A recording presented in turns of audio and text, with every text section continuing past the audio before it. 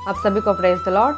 गांव में रहने वाली एक लड़की कॉलेज की पढ़ाई करने के लिए शहर के एक बड़े कॉलेज में एडमिशन लेती है।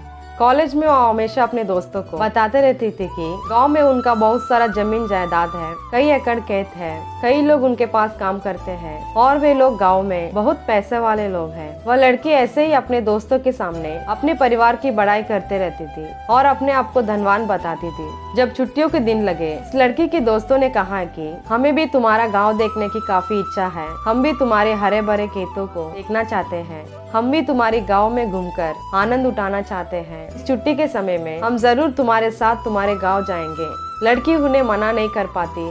सब साथ में गांव की ओर निकलते हैं। जैसे ही गांव में बस रुकता है, वे सब लोग बस से उतरकर खेतों में से होकर उस लड़की के घर के ओर आगे बढ़ते हैं। खेतों में से गुजरते समय एक व्यक्ति उस लड़की से कहता है कि कैसी हो बेटा। वह लड़की उसे जवाब देती है कि मैं ठीक हूँ। उस लड़की के दोस्तों के द्वारा उस लड़की से पूछा जाता है कि यह व्यक्ति कौन है। तब वह लड़की कहती है कि मैंने तुमसे कहा था ना, हमारे पास बहुत सारे नौकर हैं, उन नौकरों में से यहाँ एक नौकर है। ऐसा कहकर वे लोग आगे बढ़ते हैं। जैसे ही वे लोग घर पहुँचते हैं, पूरे गांव में हलचल मच जाता है। सब लोग खेत के ओर दौड़ते रहते हैं। इस भाग दौड़ को देखकर वह लड़की उसकी दोस्त भी खेत के ओर भागते हैं। जैसे ही वे लोग खेत के पास पहुंचते हैं, देखते हैं कि एक मरे हुए व्यक्ति को कुएं से बाहर निकाला जा रहा था। उस मरे हुए व्यक्ति को देखकर उस लड़की के दोस्त लोग कहते हैं कि यहाँ तो तुम्हारी खेत में काम करने वाला नौकर है। उस लड़की के दोस्तों के बात को सुनकर गाँव के लोग हैरान हो जाते हैं।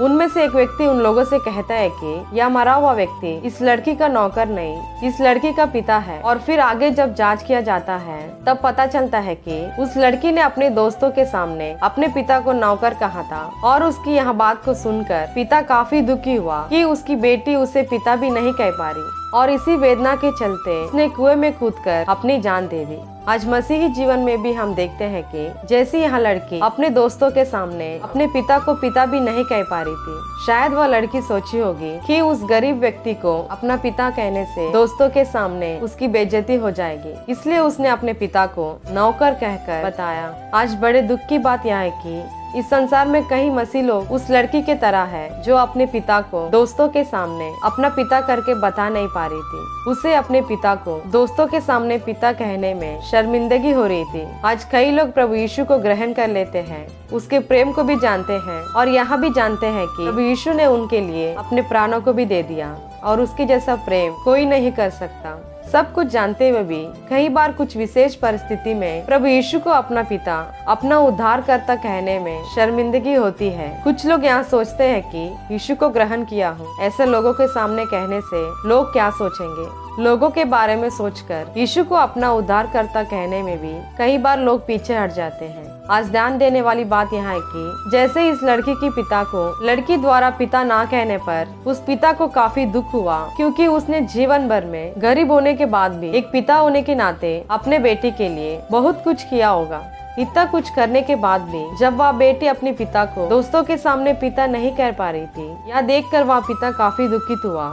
वैसे ही जब हम लोगों के सामने यीशु को अपना उद्धारकर्ता कहने में शर्माते हैं, सोचते हैं कि लोग क्या सोचेंगे, उस समय यीशु भी हमारे उस स्वभाव को देखकर काफी दुखी होते होंगे, क्योंकि यीशु हर मनुष्य से बहुत प्रेम करते हैं। इसलिए कभी भी अगर कोई ऐसी परिस्थिति आती है जहां आपको लोगों के सामने यीशु को उद्धारकर्ता बोलना पड़े, उद्धारकर्ता बोलने में ना शर्माएं। जब हम यीशु के अद्भुत प्रेम के बारे में जान चुके हैं, तो अगर कोई ऐसी परिस्थिति आती है जहां हमें यीशु को अपना उद्धारकर्ता बोलना पड़े, वहां शर्माए ना, खुलकर प्रभु यीशु को अपना उद्धारकर्ता, अपना पिता बोले। प्रभु यीशु जरूर से प्रसन्न होंगे और आपको अद्भुत आशीष देंगे।